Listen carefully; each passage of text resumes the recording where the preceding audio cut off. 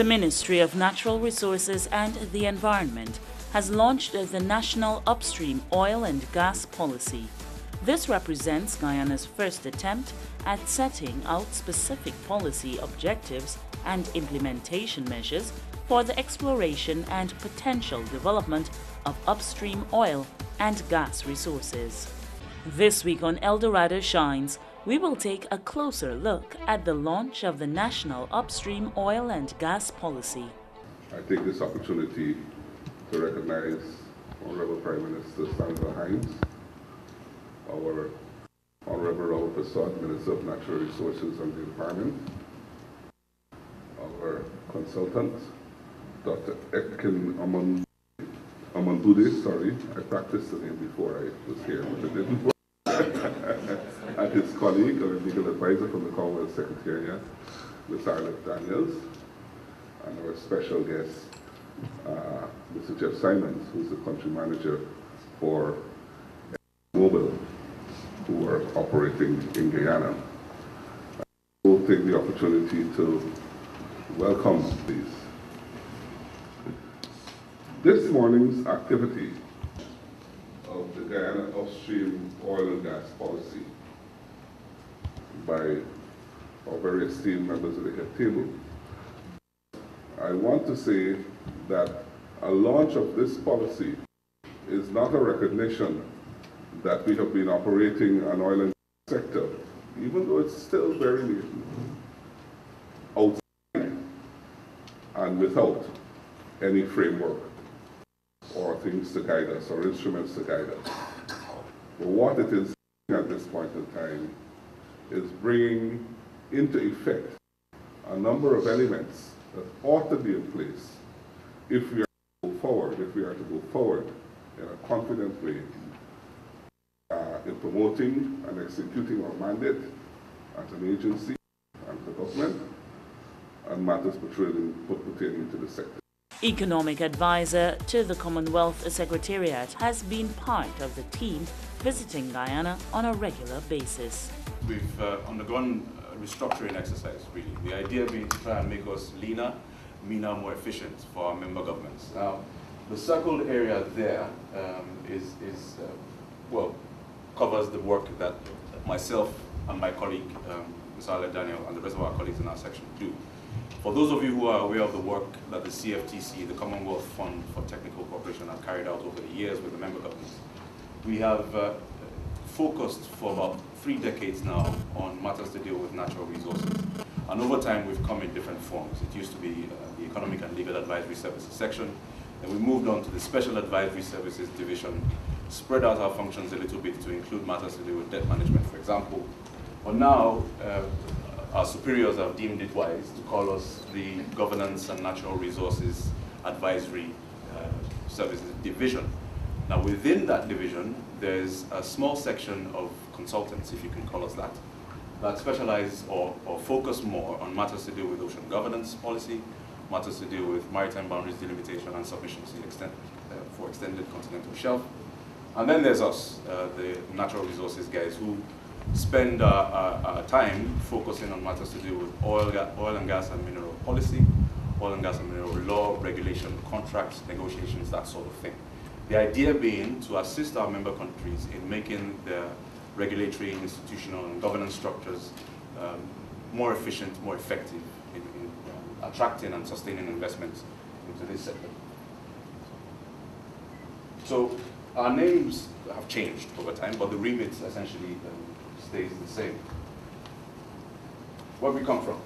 Well, London. We received a request towards the end of 2001 from the ministry to assist with the reform, for want of a better expression, of the legislative, regulatory, and institutional, where necessary, arrangements for the governance of upstream oil and gas operations in Guyana.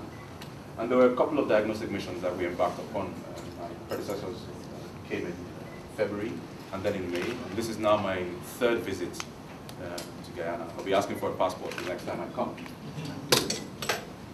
So what we've done with this exercise is to try as much as possible to identify gaps, if there are, in the strategic thinking in the manner in which such strategic thinking is expressed or articulated in the legislation and the regulatory frameworks, and then to look at the institutional arrangements to see two things. One, the extent to which there is sufficient coverage of all of the aspects of the value chain, and then two, the extent to which there is adequate communication or coordination amongst the various players.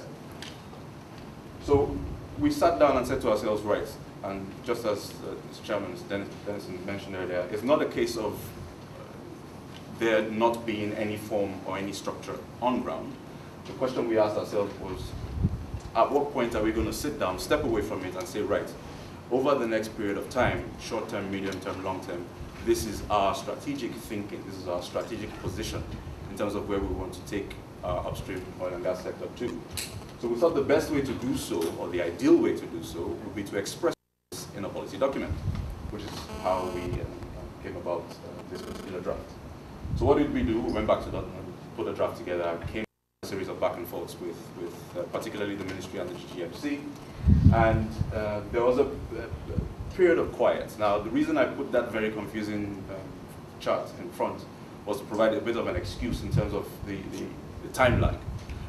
As you would have observed, there was a request placed towards the end of 2011, but because we've been going through this very challenging transition process, a lot of the work that we were meant to be delivering for our member governments got affected. Just to put things in context, in our team, there are currently 2 advisors operational, looking at live projects at the moment. I mean, we've just recruited a number of other advisors to join us, so we're making progress in that sense. Where are we now? Well, we're here to try and discuss the policy document, and that's essentially why we're here.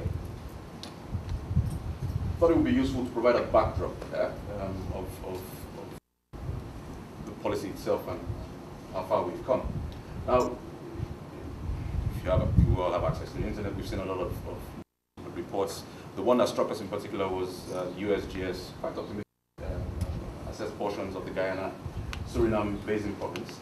Now, I've deliberately taken off the figures. Let's not worry about what I've estimated to be the potential resources available to come and look at.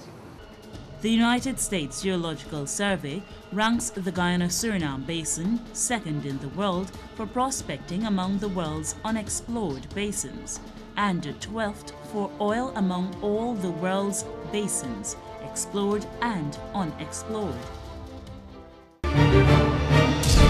Guyana, we're green, we all strive to be clean, and let's support all the efforts. This is not the task of government, this is not the task of any local authority, this is not the task of your neighbor, it is our task. And we ensure that others do not contribute, as it were, to the litter problem we have in our country. Stop littering. Do the right thing. Government assisting miners. A list of 19 suppliers of mining equipment and spares was approved for tax waivers on the importation of this equipment. This will reduce the cost of spares and critical supplies for miners and is an addition to items that are already being imported duty-free, such as pumps, flexes, and matting. A message from the Guyana Geology and Mines Commission. In order to have a positive investment climate, a number of mechanisms must be in place. The next set of slides are really some comments on how we view a positive investment climate between the government and the investment community. And I had not previously seen the prior presentation, but you'll see an incredible number of similarities here as to how we view, from an industry perspective, what needs to be done versus the government. So at the highest level, we want to maximize the country's hydrocarbon resources. There's a finite amount of hydrocarbon out in the ground, and it's our goal, in concert with the government, to optimize the amount that comes out at an economic value. We want to have a structure and terms that are equitable to both. Equitable not meaning 50-50, but equitable in terms of risk investment, et cetera. with the government. We want to ensure alignment throughout the project life, and that's possibly the toughest thing, as was described already. In the early days, it's all capital investment on the industry's part. We get to a plateau period where everyone's sharing neatly in the value of a plateau production, and then having an agreement that actually addresses what happens past that as you're in decline and reduced incomes and cash flows. How do the agreements work with the government, and how can we still be aligned through those different phases? And the last two comments on here, I think, go for any industry here in Guyana: a stable and sustainable business environment, and really a clear and practical framework for the laws and regulations, which were also addressed. So just touching on these in a little bit more detail, to realize the greatest value, we want to have the maximum economic recovery. What's interesting is, in any oil accumulation, you may or may not be aware, we rarely get 50% of the oil out of the ground, and that's due to the nature of the physics of the rocks and a bunch of other things. But through different types of investment, you can get more and more oil. You can spend a tremendous amount of money and get virtually all of it out, but most of those endeavors are not economic. So we base our decisions on an initial development, and then as time progresses, we get further into that development. You have infrastructure, and then you weigh and measure what other things can be taken on to get more oil out of the ground. One thing that's critical is the duration of the contract terms are consistent with the resource, the life of the resource. You don't want the investor cut off in midstream because he's going to make his investments predicated on the termination of that license, right? So he's going to take a look at where the end is. So the best reservoir management and evaluation of and development of that reservoir is done with a contract that lasts through the life of that resource. Incentives for incremental recovery projects. Those are the things that after you make your initial investments to get the oil out of the ground, what else can be done to get even more oil out of the ground? And those may have different economics and will have different economics, or you would have done them up front, than the initial development. And marginal fields. So we go out into these areas and look for the big field, because that is the one that sets the infrastructure.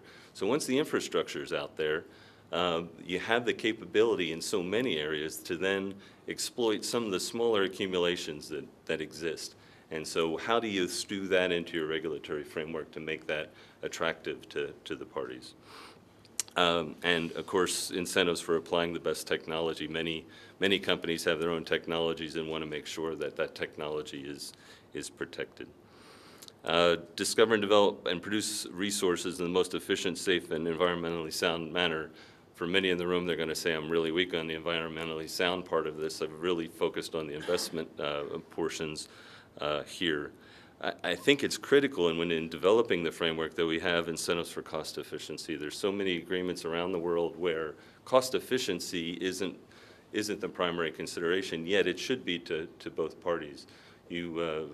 As an economic concern, we definitely want to make profit and be cost efficient, but in some of these agreements, you need to take a look at the cost recovery mechanisms and make sure that those provisions are really good for the government as well as the investor. The worst examples are that you can make an economic return drilling dry holes in some of the PSAs just by the way they were constructed, and that makes no sense to anyone. Access to a capable workforce and practical local content. I really want to impress on everybody, the oil companies want as much local content as possible. That's economically smart. We want local Guyanese to be running the operations here and working working through the development and exploitation of the resource. I think in any of the more mature affiliates that we have, we're typically in excess of 95% local content. You always have expertise with some people coming in from other areas. Now the hesitation there is not to put in a line, I think, in the framework that says we need 95% local content, because that's an evolving measure, but it is in the best interest of both the company and the country to get there. So our comments would be, we'd really like to see some flexibility in getting to those ultimate goals, depending on the technical needs and skill sets required to get through the different phases of the development. Garbage is bad news for Guyana. It's bad for health, it's bad for the economy, it's bad for society. Once there's garbage, there are going to be breeding grounds for mosquitoes. Once they're breeding grounds for mosquitoes, there's going to be disease. So the best course of action is not to litter, not to allow garbage to accumulate. Stop littering. Do the right thing. Government assisting miners. In an effort to reduce the cost of fuel for miners, the government of Guyana has granted a fuel import license to the Guyana Gold and Diamond Miners Association Trading Incorporated. Miners also have a concession on fuel where it only attracts 10% CIF excise tax. A message from the Guyana Geology and Mines Commission. The government of Guyana is working with the Extractive Industries Transparency Initiative, EITI, to implement the transparency principles of the EITI process in the hydrocarbon sectors. The Minister of Natural Resources and the Environment is optimistic of an oil and gas discovery in the country. In 2011, when the ministry was established and we had a thorough review of how it is do we oversight, manage and plan for the eventual development of an oil and gas sector, we recognized that we needed to be prepared for the eventuality, and I want to be an optimist, not a blind optimist, not an unreasonable optimist, but the eventuality of a significant commercial oil and gas discovery in our country. And it was our government and, in fact, the people's expectation that those who are entrusted with the responsibility would so take the necessary steps in preparing our country for an oil and gas sector. And when we looked at the framework that existed then, whilst there was significant amount of work and guidelines, and if we look in terms of the legislation, it tend to focus primarily on exploration and in terms of promotion, and did not sufficiently deal with the issue of upstream, meaning when you've hit that discovery, what next? What happens? And we didn't want to be caught, as it were, off guard, and then to commit, and in many regards, the errors we've seen in other places, and I don't want to be singling out any country or any particular situation, but I thought that, and the guidance that was given was that we need to prevent, prepare so as to prevent any untoward or negative consequences as a result of the country being ill-prepared and not ready for an oil and gas sector. And so we entered into a number of engagements with bilateral as well as multilateral partners and how it is we can get the type of support in having a comprehensive overview of the situation. And the Commonwealth Secretariat services were secured, and hence we're here today. There's many aspects that we have to address, and the consultant and the representative of the Secretariat pointed out. And already we are looking at next steps in terms of implementation. And we will start very quickly in terms of looking at the legislation, because some of the legislation that we have there date back to the 1980s. There are lots of development. We need to, even the model agreement that we have, even that too has to, as it were, has to have some sort of relevance or direct bearing on the legislation. So that for us is a priority. The second issue coming out of the recommendations, and I want to make it absolutely clear that we have no difficulties with the recommendations, the observations, and the proposals that are outlined in the draft policy. So I want to make that absolutely clear. And so it is now moving in terms of how do we address those areas that have been identified and move very quickly to in having those comprehensively dealt with in the interests of our nation. But the priority will be in terms of legislation, looking in terms of harmonization too, in terms of the different functions, not only for the activities that we have taking place now in terms of exploration, but also how do we, in terms of harmonize in looking towards the phase of production and development of an oil and gas sector. And so that will be an area of adequate, we will give adequate attention to, but not singularly with the Commonwealth Secretariat, because as I've said, we've engaged a number of bilateral partners, some near and some far, in terms of looking at how it is we can have the right environment, the right framework, the right system, the right arrangements that will do justice to the people of Guyana in terms of how do we manage the sector in going forward. Investment in the oil and gas sector may lead to direct business such as engineering, maintenance, fabrication, barging, towing and trucking, all which call for new and improved port facilities, industrial yards, air services, security, surveillance and intelligence. When you litter your surroundings, you affect your public health and the integrity of the environment. Join the collective effort and keep Guyana clean, green, and healthy. Be our brothers and sisters keeper. We can just tell the next person who you see down. That's a bad habit. And for all of us, we will have a healthier environment. Stop littering. Do the right thing. Government assisting miners. Miners in Guyana have access to 10% of their gold sales available in US dollars to assist in retooling and capital acquisition. A message from the Guyana Geology and Mines Commission. Prime Minister Samuel Hines is pleased that by the end of this quarter, there will be some form of deep drilling offshore. So I'm glad that we've reached a point where by the end of this quarter we would be having some deep drilling offshore.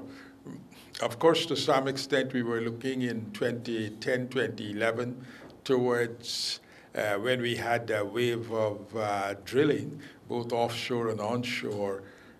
We were very hopeful then that we would hit something.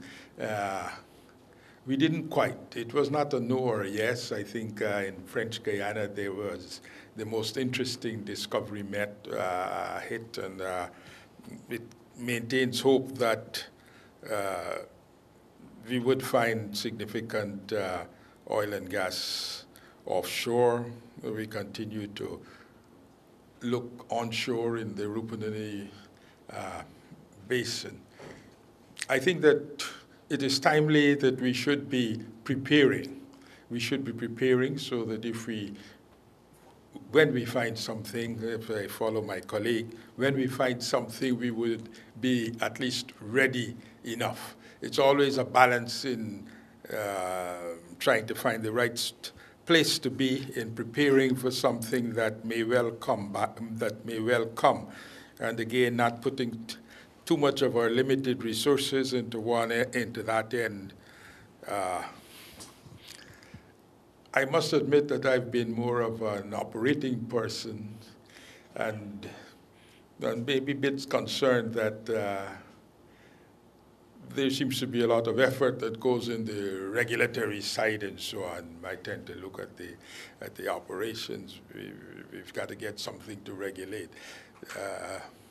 So maybe I've been a little bit more sympathetic to the position of the operators, just because of my history. But what that says is that we need a balance between all the interested parties that have to work together to make something happen. I like to encourage people to take your garbage and take it home with you if you have to.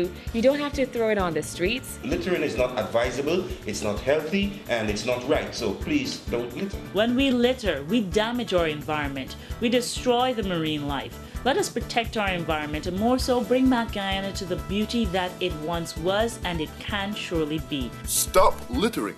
Do the right thing. Government assisting miners.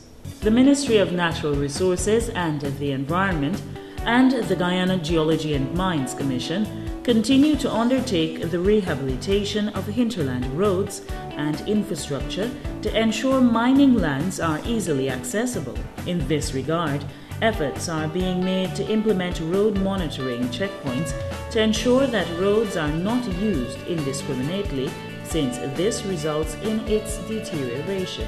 A message from the Guyana Geology and Mines Commission. Are you aware that littering is an unhealthy practice? Change begins with one. Let us all work together for the change we all wish to see. A clean, healthy Guyana. Pick it up, do not litter, and encourage others to do the same. Come on, Guyana, pick it up. Littering is not good. Stop littering. Do the right thing. Check us out on the internet for this and every episode of Eldorado Shines. Just go to YouTube, search for Eldorado Shines and start watching. Or like us on Facebook and receive instant updates. You've been watching Eldorado Shines. Be sure to join us again next week for another program. Until then, do remember that we all have a role to play in protecting the environment.